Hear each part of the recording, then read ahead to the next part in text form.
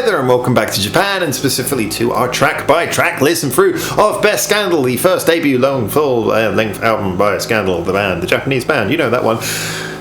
You know what I've got to say at the beginning of all of these videos, don't you? So I'm going to say it right now. First of all, this is part of a track-by-track playlist, so if you're not following the playlist already, then the link is in the description below. And second of all, is the fact that because of Scandal having a slightly complicated legal situation with the internet, it's not really possible to react to any of the songs. So as a result, all of these videos will be reviews, but please, by all means, feel free to check them out. And I have just listened to the song for the first time, the one that we're reviewing now, which is written in English, but it's Japanese, so I'm going to read it carefully. Kimi to Yoru to Namida. Now, this is track 10. So we're a good distance into the album now, and at this point you're kind of thinking, well, like I say, the last track we heard, track 9, Mabarashi Night, was the first one on this album that I genuinely felt kind of disappointing to me. Like, it just didn't work, it didn't settle into what it wanted to be. You could tell where they were going with it, but it never quite achieved that. This, however, was one of those songs where it was kind of like the opposite, in that it was a much more simple concept. I mean, there's nothing particularly challenging or, groundbreaking about this song. It is just a nice, gentle ballad. It's a sort of, sometimes I use that word, it's a wistful melody. It just sort of, it's to take you away, it's to feel, nice. And it's brilliant at that. I mean, that's very good.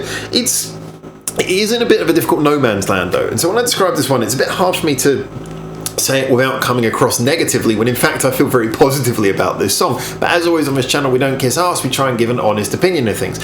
What this has working against it is, for something which is such a sort of a sweet ballad, it's not the catchiest song ever. It doesn't do anything we haven't heard before. It's got the little sort of blink and plonks of pianos just in the back to accent the occasional notes and just to break things up a little bit. The guitar, bass and drums are all doing relatively by the book sort of J-pop band does ballads type of things. It is very sort of, we've heard this before, it's a very sort of stereotypically Japanese pop ballad sort of thing, and not in the most catchy way. So that sounds very negative when I say that, but in actuality that is a real compliment. And the reason I say this is because I want to come back to a point that I made earlier in this track by track review, which hopefully you've been watching in the playlist. I keep pushing that playlist really hard. I need to calm down. But it seems like I'm getting a little bit too aggressive with the playlist. Apologies. If you're not watching in the playlist, it's okay. It's okay. I'll make the point again now. The point I was making is that a lot of the tracks, when you look at an album, a good album should be around about 12 tracks. I think that's fair to say. I know most people say it's down to timing, but I think you want at least 12 cuts, 12 tracks, definable different pieces of music that you can get into on an album. So it's difficult because you can't expect all of them to be singles, and you shouldn't expect them all to be singles. So if you isolate certain songs, this is so often now the practice. People like to listen to things, on playlists, and they pick out the individual songs. People don't really listen to albums that much anymore, and I might sound old-fashioned saying that and doing album track-by-track listen-throughs like I do, but it's something that I still hold very close to my heart, and I know that a lot of Japanese albums are made in that way, as I think this album is as well. They're made as like a journey from one point to another with a good sort of structure and a setup so that you can listen to it properly. You can sit there and you can enjoy it as a thing, as a product, and I mean that in not in a cold way but in a nice way. And this is where this song comes in. Now, this song has come after 3 songs where they weren't heavy, but look at Space Ranger, Ring Ring Ring, Mabarashi Night. These songs are, they got quite a lot of life activity things going on. Space Ranger was kind of a charging, driving song, as I was saying. Ring Ring Ring, lots of detail, chord pattern changes, very sort of frenetic. Mabarashi Night didn't particularly work for me, but it was clearly throwing a lot of things at the wall, trying to see what would stick. And so when you get to Kimi to Yoru to Namida, I'm starting to get better at reading it in English. This song is kind of giving you a break. So in the context that it's a single, no, it's not catchy enough. It's not the most catchy song ever written. It's not the most original song ever written. But as something on this album, it's a real breath of fresh air. It comes at the right time just to sort of like chill you out and relax you. And this is another reason why not having like a big anthemic chorus is also good. If you were writing a ballad for radio play, for a single, and by the way, I should point out, I don't know which songs on this are singles. I'm looking forward to you guys telling me. I really actually kind of hope this isn't a single, because I feel it would be like really cynical to put this out as a single. That doesn't feel like this is what it is at all.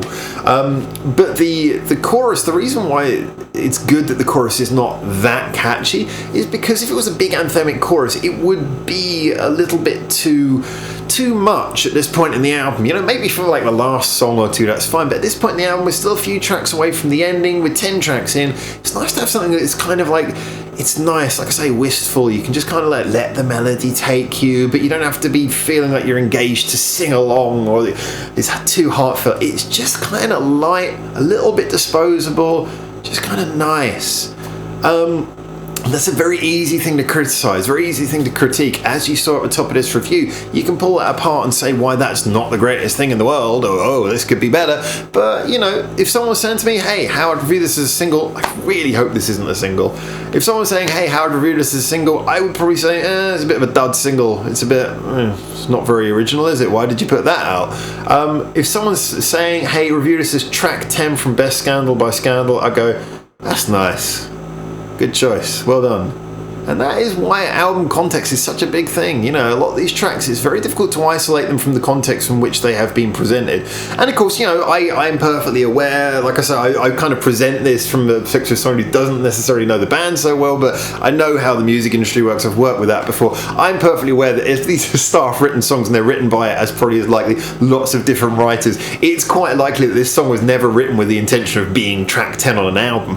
But it would have been written as being this type of song, and then the good sort of staff, you know, the executive producer of the band, they would have put it together and gone, okay, yeah, let's do this song because this song will go right here, and it would have been creatively ended up being used for this purpose. So I think that everyone involved knew what this song was, and so like I said, I hope it's not a single, but I do think that on an album listen through, you know, after I finish listening track by track, I'll do my conclusion. And to do the conclusion, as you guys know, I sit down and listen to the album several times over, and I take it for a walk, listen to it when I do my shopping and stuff, really try to get a feel for how the album feels in different situations. And I know this is one of those songs that every time it comes around, I'm going to be happy when this one comes around, because it's going to be like a nice little refreshing for my palate, and hopefully it will lead into a really good crescendo, the last 2 or 3 songs, however many more we've got to go before the end of the album. But anyway, for now, thank you so much for tuning in. Get in there, give me your comments. Like I say, you guys know a lot more about the history of this album most likely than I do. I've been wanting to check out this band and this album for about a decade now.